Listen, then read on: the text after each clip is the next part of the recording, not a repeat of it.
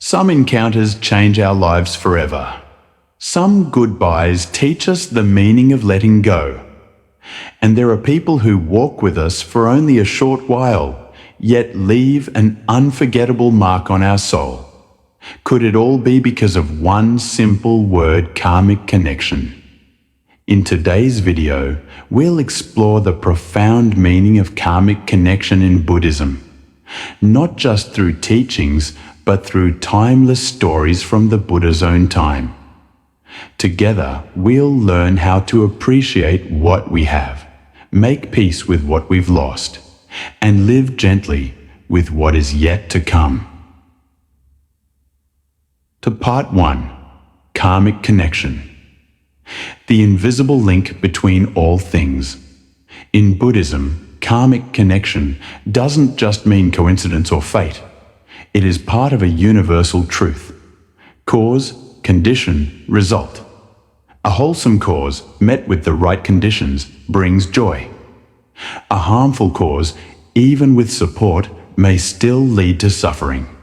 Story: the orphan girl and a bowl of porridge. One day, the Buddha and his monks arrived at a poor village. No one dared to offer alms, except for one orphan girl. With pure sincerity, she cooked her last handful of rice into a humble bowl of porridge and offered it to the Buddha. In her next life, she was reborn as a princess, radiant, beloved, and wealthy. Why? Because she had planted a good seed and met the right karmic conditions. Reflection: it's not about how big the offering is, but how present and compassionate the heart behind it is. When the time is right, good seeds always bloom. Part 2. Meeting is karma. Staying is a past debt. Have you ever asked, why did I meet that person? Why did we love so deeply only to fall apart? Why do some people pass briefly through our lives, yet never leave our hearts? Buddhism teaches, these are not accidents. They are karmic ties from past lives, debts to repay, promises to fulfill, or wounds to heal. Story: the Buddha and Lady Kisa Gotami. In the time of the Buddha, a beautiful courtesan named Kisa Gotami fell in love with a young monk. But he had renounced worldly love to follow the Dharma. Heartbroken, she followed him to the monastery, pleading to become a nun. The Buddha, seeing her karmic roots, accepted her. Through many trials, she awakened and attained enlightenment. Reflection: not all karmic bonds are meant to be held. Some come not to stay, but to test, to awaken, and to set us free. To Part 3. When the karma ends, learning to let go. We often suffer when those we love leave, when a job ends, or when a dream fades. But the Buddha reminds us, everything is impermanent. Story: the grieving mother and the Buddha. A mother lost her only child. In deep sorrow, she brought the lifeless body to the Buddha, begging him to bring her son back. The Buddha gently said, "Find me a handful of ash from a house where no one has ever died." She searched all day, but found no such home. At last, she understood. Loss is part of life.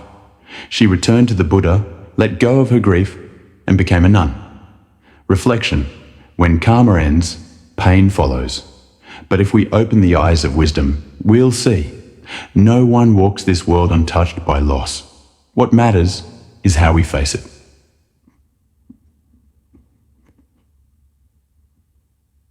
Part 4. Interdependent origination. Nothing exists alone. Interdependent origination is a core teaching of the Buddha. It means, because this exists, that arises. Because this ceases, that ends. No phenomenon exists on its own. Everything arises through countless conditions coming together. Story: Venerable Sariputta's awakening. Before becoming a monk, Sariputta met a quiet lay practitioner named Asaji. He asked, "What does your teacher teach?"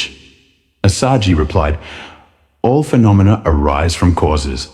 When the causes cease, so do they." That simple truth pierced Sariputta's heart. In that moment, he began his path to enlightenment. Reflection.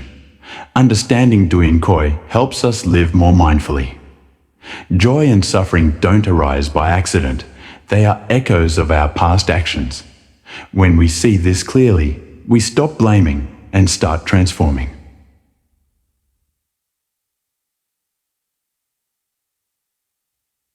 Part 5. Living with conditions. Letting go without giving up. To live with Duyin doesn't mean to give up. It means to live fully in the present, without clinging to outcomes. Story. The Zen monk and the leaking hut. A visitor asked a monk, "Why don't you fix your roof? The rain leaks in." The monk smiled. "When it rains, I hear the drops.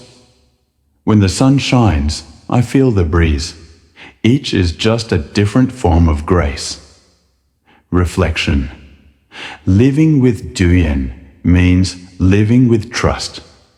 You give your best, you love deeply, but your heart remains free. You don't force life, you flow with it. Dear listener, in this noisy, fast world, the word karmic connection is a quiet bell of truth. Nothing happens without cause. No one comes into your life by accident. And nothing lasts forever. When you understand karmic connection, you cherish those beside you. You let go of those who leave. And you live the present moment, not with regret or expectation, but with grace. So, plant good seeds, live with a gentle heart. And when the time is right, happiness will arrive, like a flower blooming in the sun. Namo Shakyamuni Buddha.